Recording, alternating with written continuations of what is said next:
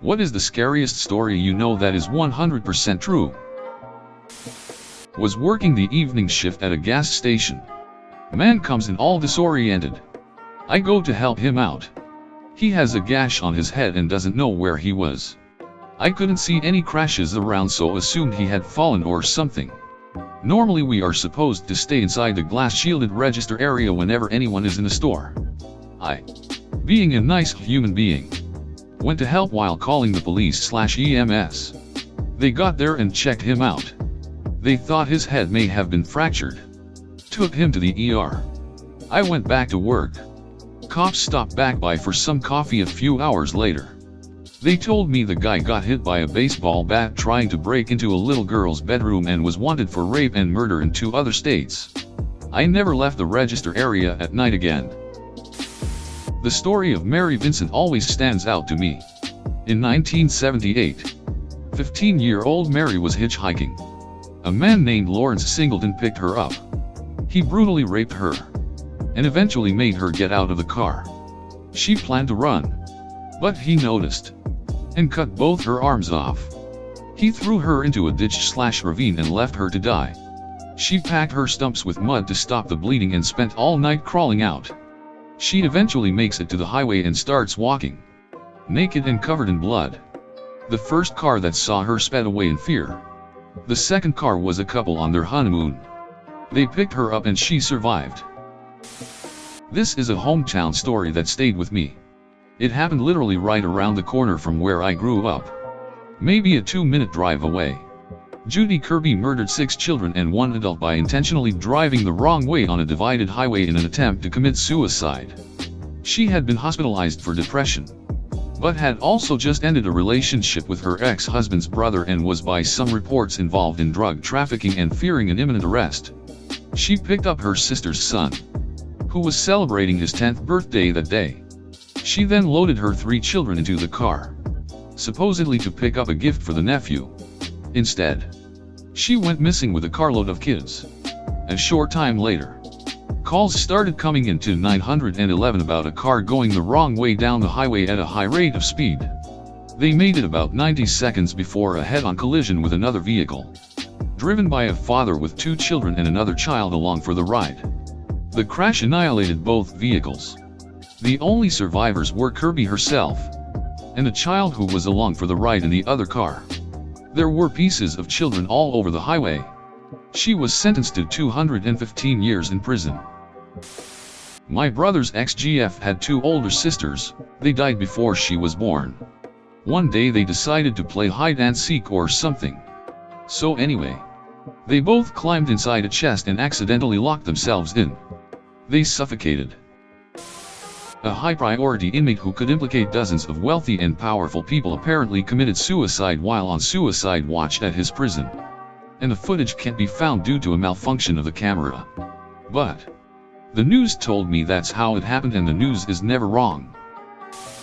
Japanese war crimes in WW2. That is my real answer. But it does remind me of that movie with Paul Rudd where they're talking about scary stories around the campfire and he says something like, "Everyday children like you are kidnapped and sold into child sex trafficking rings." A guy I worked with was riding his dirt bike through the woods and somebody hung a cable between 2 trees. My buddy caught his throat on it and saw the dude steal his dirt bike. Woke up in the hospital with a lacerated throat and a broken larynx. Pretty crazy what somebody will do for something so cheap. During World War II, an American airplane crashed near the Japanese island of Shishijima. There were 9 servicemen on board. 1 was rescued by an American submarine. The other 8 were taken in by the Japanese. Don't want to go into all the details, but through some time and events, the Japanese ended up eating those servicemen. But that's not the weird part. The one serviceman who was rescued? That was George H.W. Bush. Google Shishijima incident for more details if you'd like. One night about 2 years ago, I believe it was spring and it was about 9 or 10 at night, A bit of context: my mother is a photographer and she has one of those big expensive cameras. Now I was just sitting in my room playing Xbox with my buddies and I heard the commotion of my family in the doorway to the backyard, the kind of commotion of people gawking, so I went out to see what it was all about. I go to my dad and ask what it is and he says there's something in our backyard and my mom is out there trying to get pictures but her flash isn't working. And she's right at the fence trying to get pictures, and all of a sudden the flash goes off and lights up the pitch black yard, and right in front of my mom is a bear stood up on its back legs just standing there. By the time the flash was done, my mom was nearly in the house. Every year thousands of children go missing all over the world, and at most you hear about a few per year in your area. No one seems to care. It is literally a nuisance to many to have a "have you seen my child" ad pop up on their social media. The Battle of Ossoisi Fortress, 1915. German troops attempted to gas the Russian defenders out as the fort had been a thorn in the side of the Germans since the outbreak of war. The gas succeeded in killing almost 3 whole companies. The Germans then advanced across the fields, expecting the fortress to be empty and an easy victory. From within the fortress, Russian troops emerged, coughing up blood and lung fragments, covered in bandages made up as improvised gas masks as well as chemical burns. They returned rifle and light artillery fire at the advancing Germans. The German troops didn't bother firing back as they just ran back to their lines. Their commanders claimed they are already dead. Give it 20 minutes and go take the place, to which the soldiers remarked it is not men protecting that place. But the devil Ossoisi Fortress never fell during the war, as when the German troops went back months after there was already fresh defenders. I know this story is much different to the ones other people have said, but it's the one I could think of as truly terrifying. It happened to my mom's friend a couple of years back. She was driving on the highway in the middle of nowhere, as in far away from any town. Suddenly a car that is passing on her left steers fully to the right in front of her, causing her to brake and steer very rashly. This obviously causes her to lose control and crash against a tree.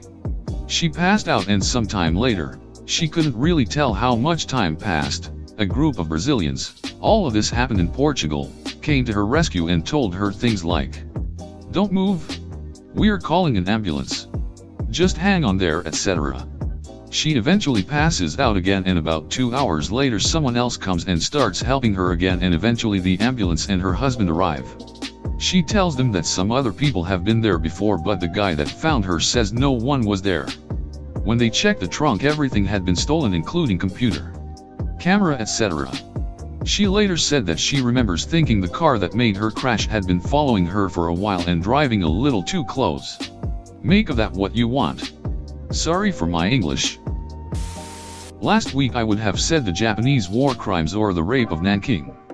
But frankly, for me it's the fact that absolutely nothing is going to come of the Jeffrey Epstein arrest and connections.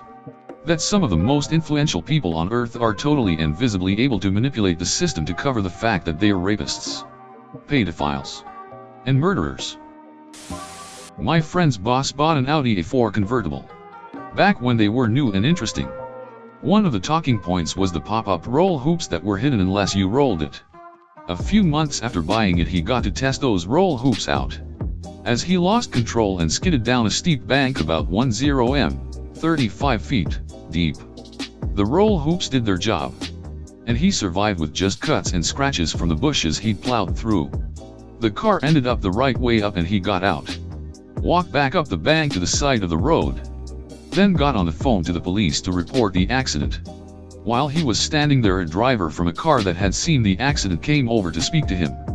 Approaching from behind, the other driver asked if he was okay. My friend's boss turned around to reply and dropped dead. His neck had been fractured, but was in one piece right up until he turned his head, when it severed his spinal cord. My mom didn't tell me this story for the longest time. I think just so she wouldn't unnecessarily worry me when I was younger. But my parents split up when I was about 4 years old, and my mom and my sisters stayed in a small town house for a few years before moving in with my stepdad. Anyway, while we were at the townhouse for I think less than a year, my mom heard something in her room in the middle of the night, and when she woke up to go look, there was a man in her room. She audibly gasped and got out of bed either to fight or run to our room. She couldn't really decide cause she was pumped full of adrenaline. The guy ended up running out of our back door, and when the police came they found signs of forced entry. She never told any of us the full story cause we were still sound asleep the entire time, but she ended up explaining more of it the older we got. From when I was delivering pizza, I walked up to a trailer park house and knocked. Dude answers the door wearing a swastika armband and he's bald. I tell him the total and he invites me inside. While he gets the money, there's 10 more dudes all bald, all wearing armbands, sitting in a circle in metal chairs. Guy gives me the money. I go to leave. He grabs my arm and gets in my face and asks, "Do you like NRs?" I don't want to be murdered, so I respond, "Nope, not at all, hate those duckers," and leave as quick as possible. The scary part is every other delivery driver but me that night was black, and they might have never been seen again if I didn't take the delivery. Old janitor from high school. Friendly Ecuadorian man who went by Ping. Worked at the school for 20 plus years and nobody had a problem with him. I guess his wife was leaving him, and in the process of moving out he caught her in bed with her new man. Next day, in the middle of town, he opened fire on her, the man, and then killed himself before any cops had time to respond. That there's a guy casing the bar that I work at literally right now, and I can't do anything to stop him. He's been in asking what time/days we're open, and what days we have security. Caught him feeling the corners of our windows and doors too. Unfortunately, until he breaks in and robs us, the police won't do a thing. When my aunt was about 16, she was working at a grocery store and had a boss in his mid-20s. One day he called the house and was begging her to sneak out and hang out with him. She was considering it because it was her boss and she didn't want to say no. My mom, who is 2 years younger than her, always gets these incredibly spot-on gut feelings. She had one that night and begged my aunt not to go out with him. Thankfully she listened to my mom and told him no, which made him really angry. He ended up going out that night and meeting another girl. He took her out to some cliffs and raped her and pushed her off. Somehow she lived through this and was able to get him sent to prison. I feel so sorry for that girl and so thankful for my mom and her gut feelings. Always trust your gut.